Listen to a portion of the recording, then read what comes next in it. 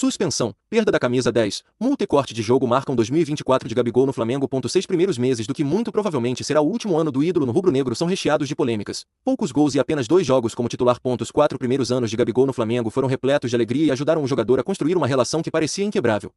No fim de 2022, Gabriel Barbosa somava mais de 100 gols, 2 Libertadores, 2 Brasileiros, Copa do Brasil, 3 estaduais, Recopa Sul-Americana e 2 Supercopas do Brasil, além de inúmeros recordes. Após um 2023 ruim tanto individualmente quanto no coletivo, o paulista de 27 anos perdeu a imunidade, que tinha num 2024 repleto de polêmicas. Suspensão em março. O inferno astral de Gabigol em 2024 começou no dia 25 de março, quando foi suspenso por 2 anos por tentativa de fraudar exame antidoping realizado no Ninho do Urubu em 8 de abril de 2023. Quando os técnicos da Autoridade Brasileira de Controle de Dopagem, ABCD, foram ao CT do Flamengo para fazer a coleta, Gabigol cometeu uma série de indisciplinas. No julgamento em 25 de março, o Tribunal de Justiça Antidopagem, TJDAD, anunciou o apertado resultado de 5-4 a favor da punição. Naquela altura, Gabigol somava 8 jogos na temporada, apenas 2 como titular, em que atuou ao lado de uma equipe majoritariamente formada por reservas. Curiosamente, ele marcou em ambas as partidas, contra Volta Redonda e Sampaio Correia. Camisa do Corinthians, perda da 10 e a multa de volta às atividades. Gabigol somava 4 jogos pós-efeito suspensivo quando protagonizou a polêmica que o fez perder o apoio quase que restrito que tinha nas redes sociais e nas arquibancadas. Em 16 de maio, um dia após o Flamengo transformar em fácil um jogo que parecia difícil e golear por 4-0 o Bolívar, o atacante teve uma foto vazada, em que aparecia vestindo a camisa do Corinthians dentro de casa.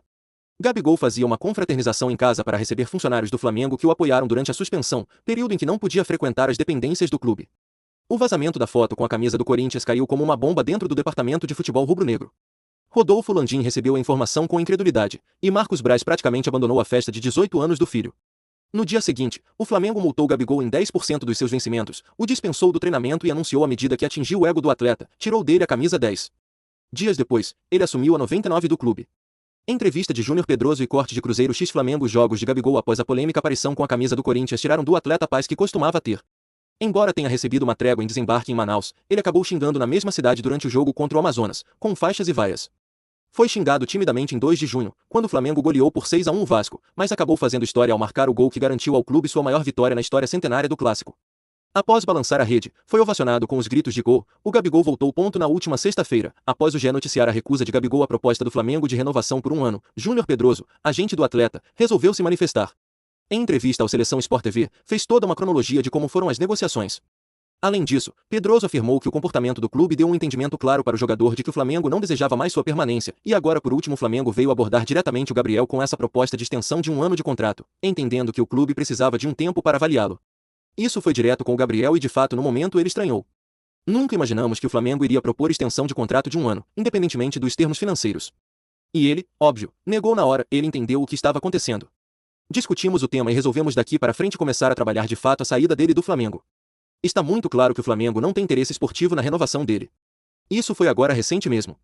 A história na íntegra é essa, disse Júnior Pedroso. A entrevista de Pedroso não foi bem aceita dentro do Flamengo, principalmente após ele afirmar que já trabalha na busca de um novo clube para o seu cliente.